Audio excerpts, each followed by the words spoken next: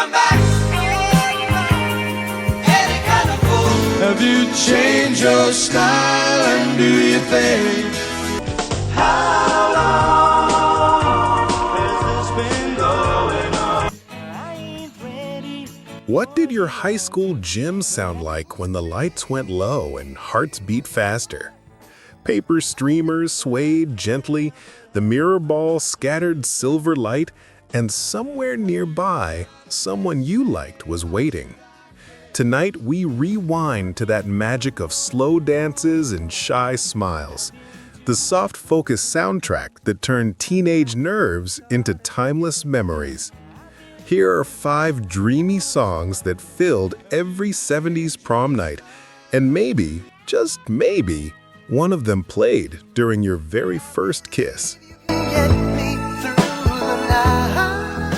Let's begin our countdown with number 5.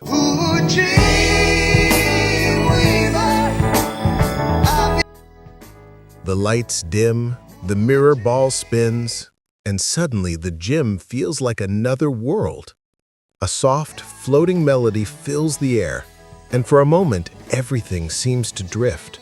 3, 2, 1, go! Fly me high through the starry skies. It was Dreamweaver, Gary Wright, 1975. After touring with George Harrison, Wright was inspired by Autobiography of a Yogi, a book about dreams connecting the physical and spiritual worlds. He wanted to capture that in sound, so he did something daring. No guitars, no bass, just layers of Moog and ARP synths floating like clouds. I believe you can get me through the night. The result was pure atmosphere. Dreamweaver reached number 2 on the Billboard Hot 100 in 1976, proving that a song built entirely on feeling could still reach millions. Meet me on the other side. For countless teens, it was the soundtrack of that fragile moment. A slow dance, a heartbeat, a dream that felt almost real. There still may be some time. Now let's move to number 4. I've been one correspondent, and I've been two. It was the sound of sunlight breaking through cloudy skies, warm, wistful, and impossibly Californian. 3, 2, 1, go! Correspondent, and I've been too hard to find. It was Sister Golden Hair, America, 1975.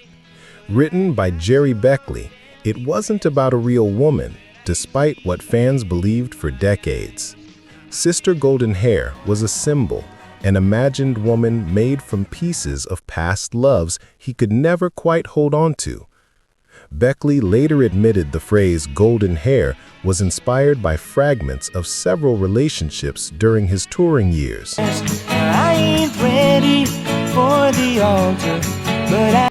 Produced by George Martin, yes, the Beatles' genius, the song mixed bittersweet lyrics with breezy harmonies.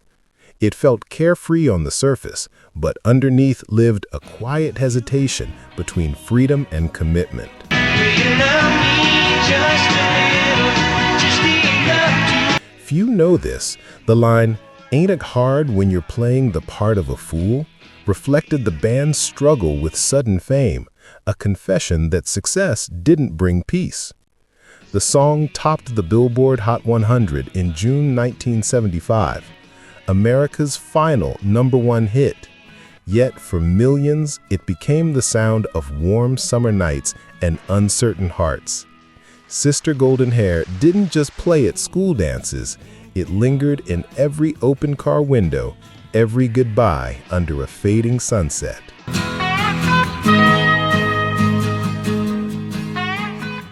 Let's move on to number 3. Have you got a place to stay? Why should I care? Some songs shout their pain. This one simply sighs. A quiet anthem for endings that came not from anger, but acceptance. 3, 2, 1, go! We were friends. That's the end of It was We Just Disagree, Dave Mason, 1977. Written by Jim Kruger, Mason's backup guitarist, this song almost never saw the light of day. Kruger had written it long before, but labels didn't want a tune admitting both sides could be wrong. When Mason finally heard it on tour, it struck him like truth in melody. Gentle, honest, and painfully human. Don't seem the same. Seems you've lost your feet. Recorded in Los Angeles by engineers who also worked on Fleetwood Mac's Rumors, the track stood out for its simplicity. Just tender guitars, soft harmonies, and no dramatic finish. In a decade full of disco lights and arena rock, this song whispered, and people listened. Here's something few fans know. Jim Kruger, who wrote and sang backup, never achieved fame afterward. Instead, he became a beloved teacher in Wisconsin, quietly passing his gift to kids. When he died in 1993, Mason performed this very song at his memorial, saying, "This one was never just mine, it was ours." There ain't no bad guy. There's only you and me and we. It only reached number 12 on the Billboard Hot 100, but its true legacy lies in its tenderness.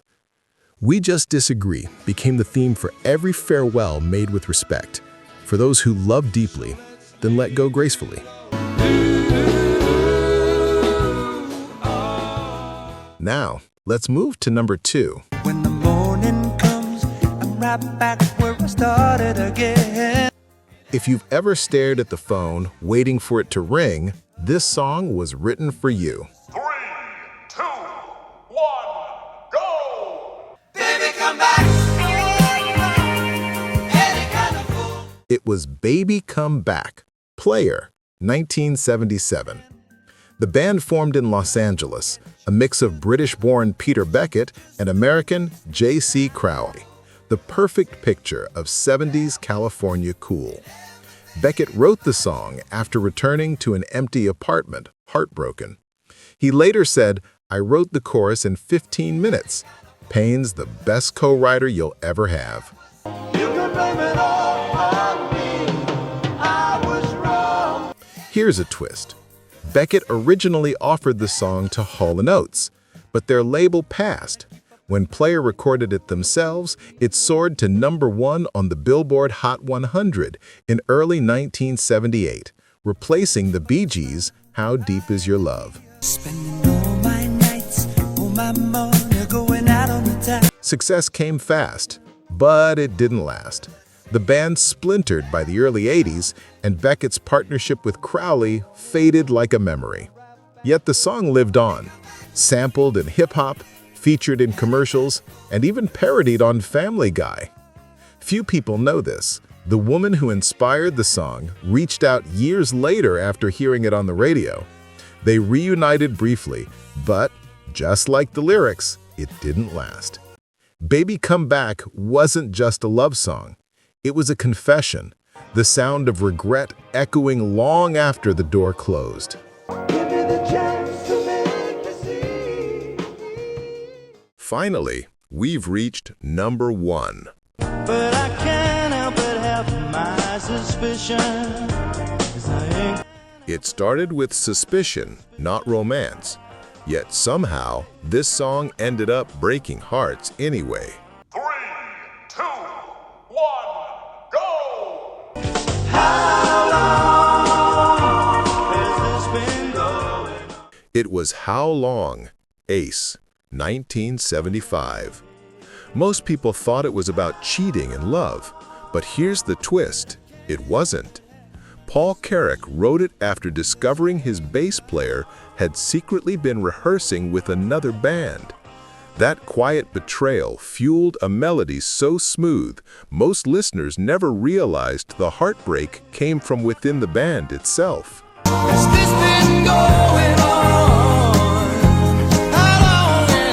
Recorded at Rockfield Studios in Wales, the same place Queen later crafted Bohemian Rhapsody, the song blended soul, pop, and pub rock into a deceptively gentle groove.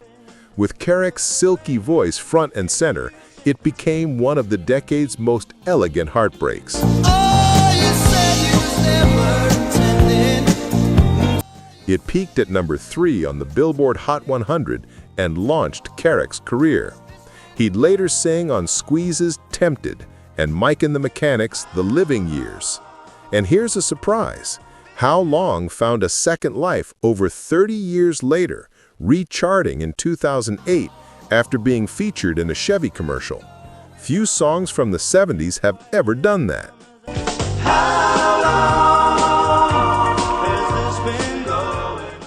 It might not have been about love, but it perfectly captured that sinking feeling when trust slips away. Smooth, soulful, and quietly aching, How Long was the sound of goodbye wrapped in silk.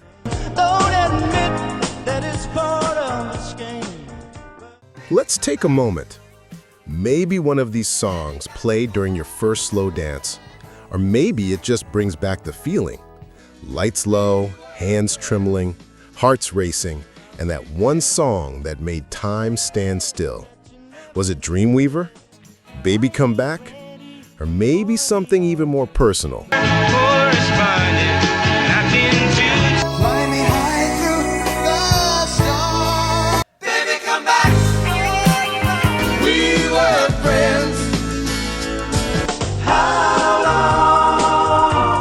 Each of these tracks was more than music. They were moments. Fleeting, tender, unforgettable. Tell us in the comments, which one takes you back the most? We read every story, because here, music isn't just sound, it's memory. 5 songs, 5 dances frozen in time. From the dreamlike shimmer of Dreamweaver to the soulful ache of How Long, these weren't just tunes from the 70s, they were chapters of our youth.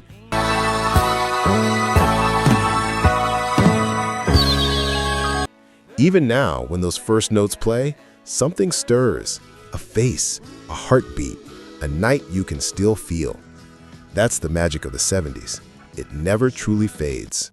If you love this rewind through the soft glow years, don't forget to subscribe and join us again as we uncover more hidden gems that once ruled the airwaves and our hearts.